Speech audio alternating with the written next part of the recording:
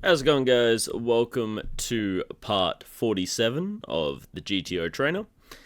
First hand here, under the gun +2 opens when the low jack with jack 4 suited. This is going to be an easy snap fold. Versus a very tight, strong under the gun +2 range. Going to be 3 better fold, especially from such an early position, only calling from the button, small blind or big blind. So 3 better fold strategy, very, very strong hands only, up against what is a very, very strong range. Next hand here, button opens when the big blind with Queen 7 offsuit. We do want to be defending very wide against such a wide opening range in the button. However, I believe Queen 7 offsuit just a little bit too wide. I think Queen 9 would be defending. But I believe Queen 7 is going to be a fold. I think Queen 9 we might be... Yeah, so Queen 9, we're calling it a little bit of a frequency, but still mostly folding. So then really looks like King 9 and then King 10, Queen 10, Jack 10 that we're going to start defending. Even throwing in some 3 bets in there as well, just to balance out, I believe, our value 3 betting range. As you can see on the right-hand side, the button opening range extremely, extremely wide. Next hand here, under the gun opens, we got some offsuit garbage in the button, easy snap fold. Next hand, under the gun opens once again, got some more offsuit garbage, this time in the small blind, easy snap fold. Under the gun +1 opens when the small blind of ace queen offsuit, the parking lot hand. I know the suited variation would be 100% a 3-bet, I believe, maybe a call potentially.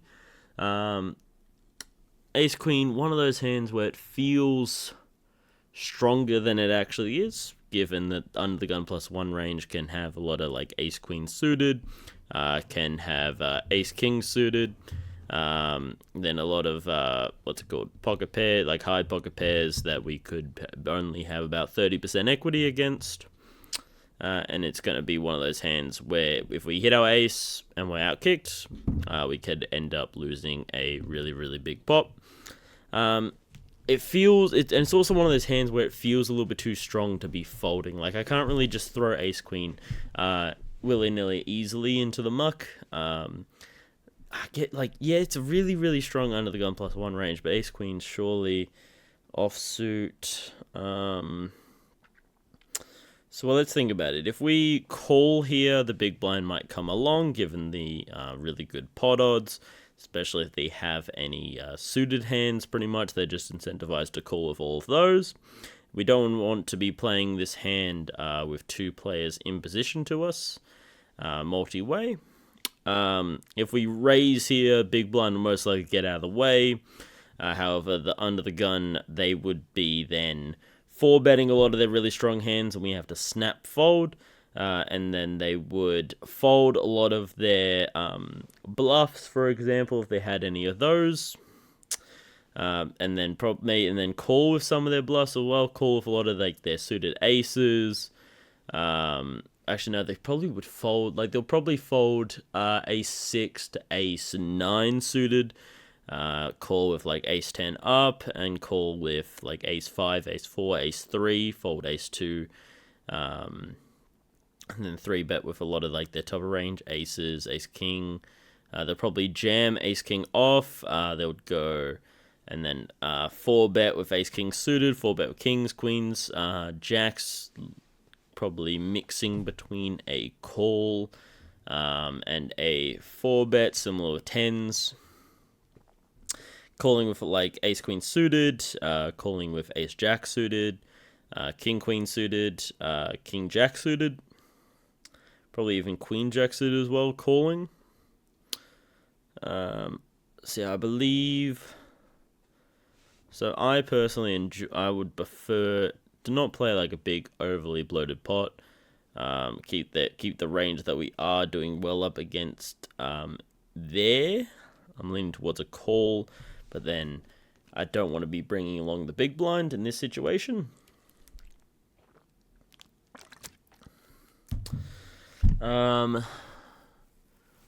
just can't see what the 3-bet here is going to ultimately achieve, and I don't really want to be putting in... that's a strong hand, though. So I'm leaning towards a 3-bet. It's probably a call, wasn't it? No, it's a fold. Yeah, you see, I was thinking that. And they come through with the 4-bet. This is gonna be an easy fold now. So yeah, okay, so folding, yeah, okay, yeah. You see, I talked myself into it. You see, that's part of the issue. Yeah, so okay, it's kind of mixing between it, but yeah. Only really doing suited hands, yeah. You see, the issue is I talked myself into it. Like, my initial thought was fold, but then I was like, oh, but it's ace queen. You see, that's the whole, like, preface, or whole reason behind why we're folding ace queen offsuit there. Okay. What are we doing with ace? Yeah, so we're calling with, like, ace queen suited, ace jack suited. See, we're calling with all those. But, you see, that's the whole preface behind that hand.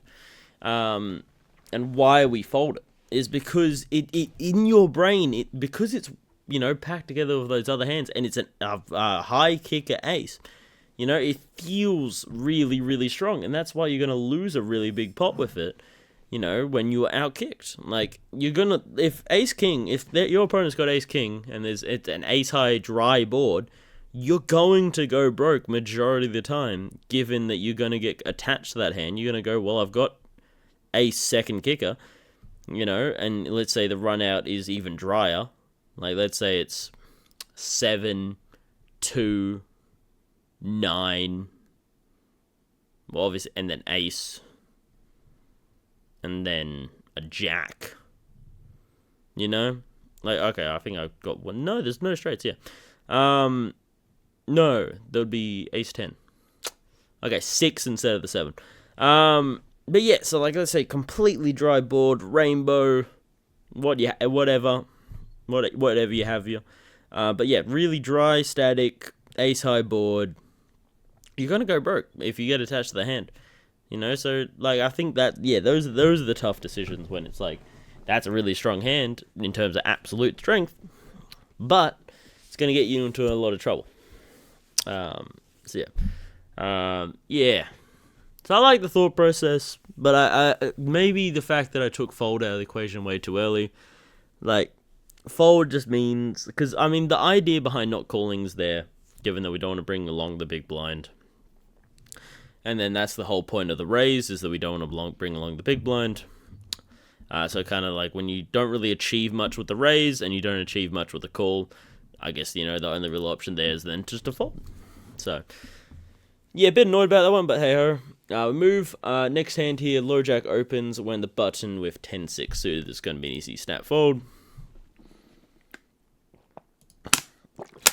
Next hand here, we open under the gun pocket kings, get 3-bet by the hijack. Hijack's going to be 3-betting very, very strong here, given that they still have 4 players behind, and they get 3-betting a very tight, strong under the gun range. So we're going to come through with the 4-bet. We get a call from the hijack, so they're most likely going to be calling here. So they're probably 3-bet calling with a lot of some suited broadways. So we're talking like ace queen, ace jack, ace 10 maybe, king queen, king jack, queen jack, all suiteds. And then, you know, some pocket pairs like jacks, 10s, 9s. So they're calling with all of those. And then we can take aces, we can take ace king off, ace king suited, we can take those out, we can take kings out as well. We are blocking both ace kings as well, even if we, you know, just to make it even more certain that we don't think they have them, and then there's only one combo of kings as well. I believe we can mostly take queens out of the equation, but I reckon queens would be flatting at a little bit of a frequency as well. So we can't fully take out queens just yet. Then we can also take out a lot of their suited aces. So I think the only suited aces they have, probably ace 5 at a little bit of a frequency, maybe ace 4 at a little bit of a frequency. And then, yeah, pretty much only ace jack, ace 10, and then ace queen suited as well. So pretty much all suited there. So when the board comes 10-4-3, all rainbow, 10 high board. So most likely, well, I recently have been watching, so I reckon a lot of you will probably know, what's it called? Greg Goes All In. But he recently did a video with BBC poker, and they were going in terms of C betting frequencies, but it might be they were talking about something else. But it's kind of gotten stuck in my head now, in terms of they were saying something like on like 10 high boards against a defending range favors them because they're going to have a lot of like cards under cards connecting to the 10 or something like that. I don't know. Yeah, something like that. But yeah, I don't think that's overly relevant here. So okay. So yeah, what hands are we targeting here? Because a lot of their hands aren't going to connect with this board. So we're pretty much the only hands that we're going to be able to get good value from. If we go quarter pot, it's quarter pot, definitely not an all in. But if we go quarter pot here, what hands are going to call? Because we want to keep in a lot of their hands. We want to keep them along. Okay, what's going to call? Like ace queen suited is going to fold. Ace jack suited is going to fold. Ace 10 suited will call. Okay. Queen jack suited is going to fold. King queen suited is going to fold. King jack suited is going to fold. Queen 10 suited might be there as well, but that's gonna call. King 10 suited is gonna call as well if those were still in. I think they're still in here. But those are pretty much like 10x is pretty much all that's gonna call if we go quarter pot here, and they have a lot more of just air that would like them to blast off a little bit with, give them a little bit of rope. So I like a check here. They throw out a quarter pot. We are going to call. 3 of clubs, bringing out a full rainbow board. Stack to pot ratio now just over 1. When they bet out on... So I'm assuming we were supposed to... Okay, so they're saying we should have just jammed. Okay, that seems a little bit crazy.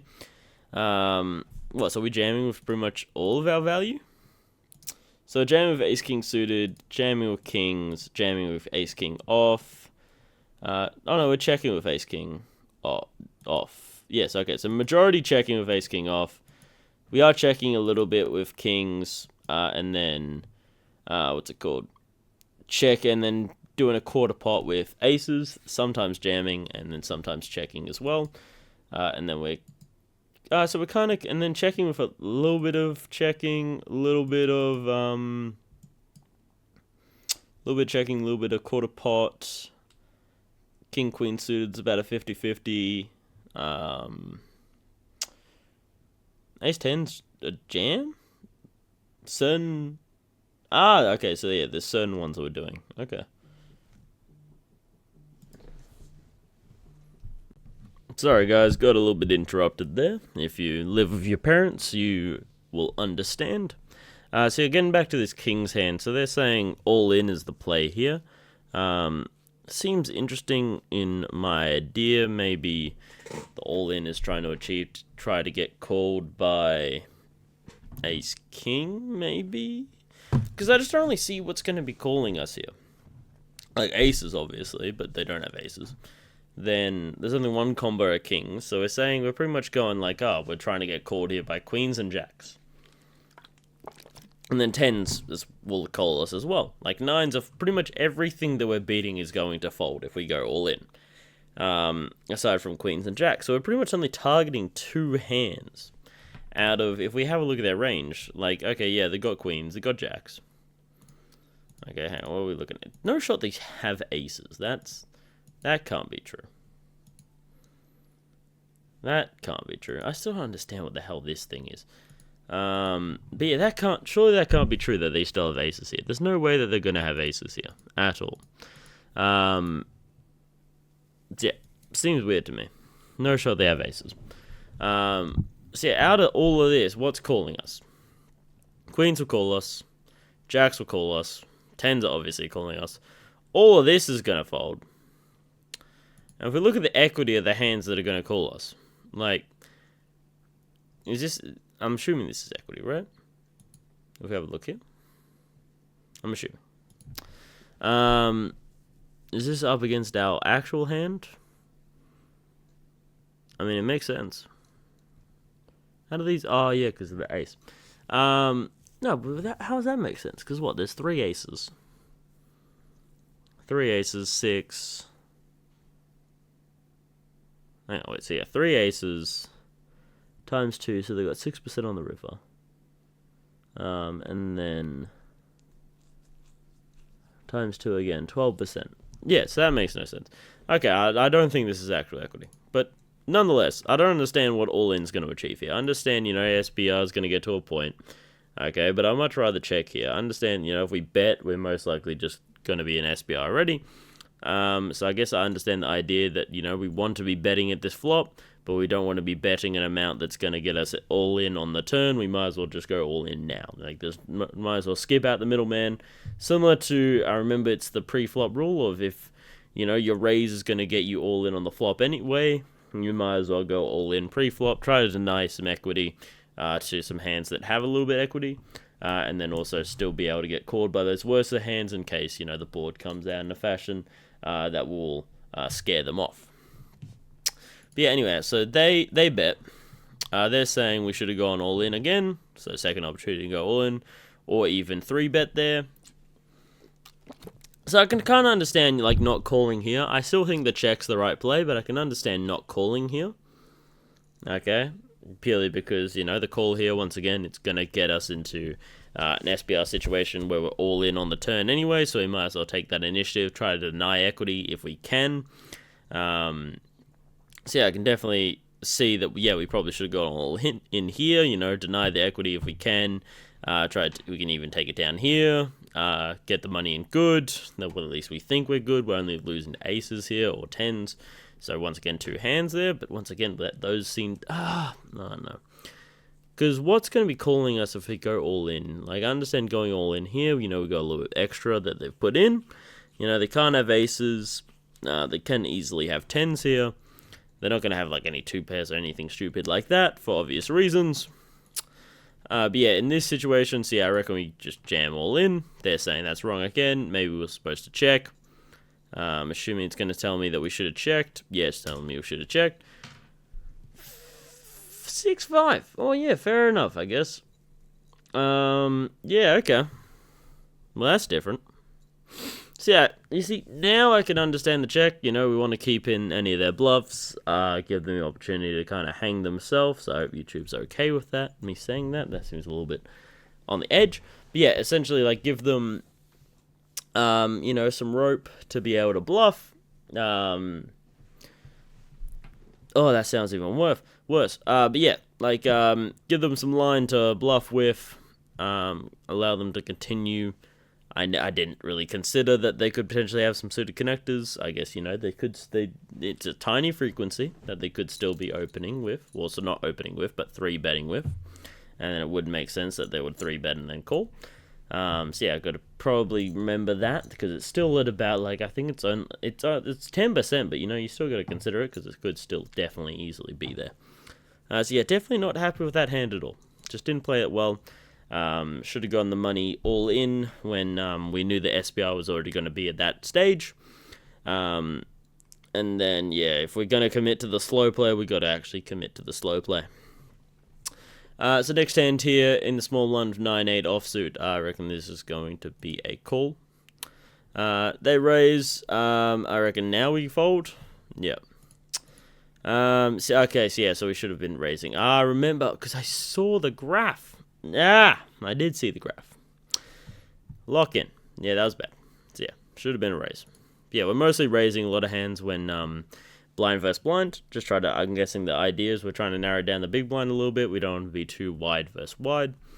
This has been a little bit of a longer one considering how long we took to break down the kings and the ace queen, so we'll go into 10 hands. Under the gun +1 opens. We're in the cutoff of some offsuit garbage. Easy snap fold. Next hand here, under the gun opens. We're in the hijack with Queen 9 offsuit. Once again, easy snap fold versus a very strong range. We'll go until the next big hand that we play. Hijack opens. We're in the cutoff of an offsuit ace. Easy snap fold versus a middle position open. Outkicked in a lot of situations. Polarizing hand that doesn't have a lot of playability. Same with some offsuit gapper versus a low jack open. Once again, easy snap fold. Next hand here, hijack opens, button calls. We're getting extremely good pot odds here from the big blind with a suited king, so I reckon this is a very easy call here. Obviously, GTO doesn't yet have post-flop multi-way. But yeah, personally, I reckon this should be a little bit higher than a 55%, because I really like a call here. As we can see, so yeah, we're calling with a lot of our suited, so strong suited, that have nut potential, that can win a really big pot, along with a lot of post-flop potential hands that play really well multi-way when we're getting really, really good pot odds to try to chase our draws. So yeah, I really like the call here from the big blind. We're most likely, well, not most likely, we are playing purely for the draw. Try to see if we can take things down, or win a really big pot multi-way. And we want to really be prioritizing your strong suited hands and then some suited connectors, some suited gappers. You know, straights, flushes, make some really big hands. We're not looking to make top pair or anything like that. Next hand here, under the gun +1 opens. We got an offsuit garbage. Nice, easy snap fold. Same with the offsuit 9 to 5. Easy snap fold versus hijack open. Same with the offsuit queen. Easy snap fold.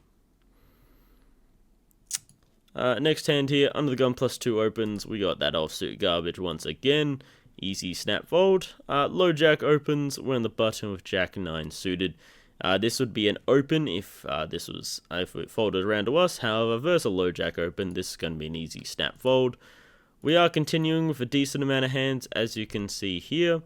Mostly playing a 3-bet or fold strategy up against low jack, mostly because we don't want to bring in the blinds. And the low jack's still in a little bit of a later position. But we are calling with a lot of our post-flop potential hands, as we can see here. So yeah, we are calling with our post-flop potential hands down here, but then mostly 3-betting, and then a lot of our post-flop potential in the middle here, this little always section here, that's mostly just calling. Where are we at here? Hang on, here we go. Okay. So we open the small blind with jack 10 offsuits. Yeah, opening majority of hands, blind versus blind. Big blind comes in with a 3-bet. This is going to be an easy snap fold. Next hand here, last hand, hijack opens. We got offsuit garbage, easy snap fold. So yeah, aside from that king's hand, not disappointed at all. Pretty majority of outside of that king's hand was pretty straightforward. Ace queen, also not happy with that one either.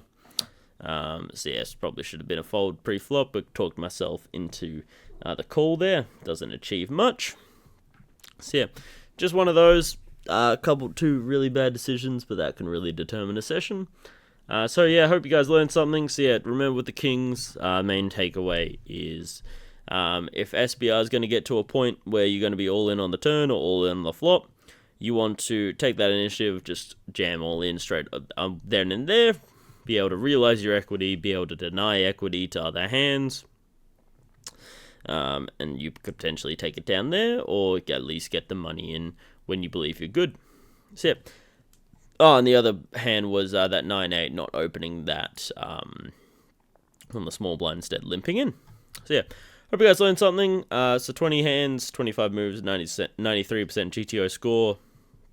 The blunders coming from that king's hand, and the inaccuracy also from that king's hand as well, being that check on the flop, and the blunder being the all-in on the turn, rather than if we're going to slow play, commit to the slow play. So yep, hope you guys learned something, have a good one, and as always, play well.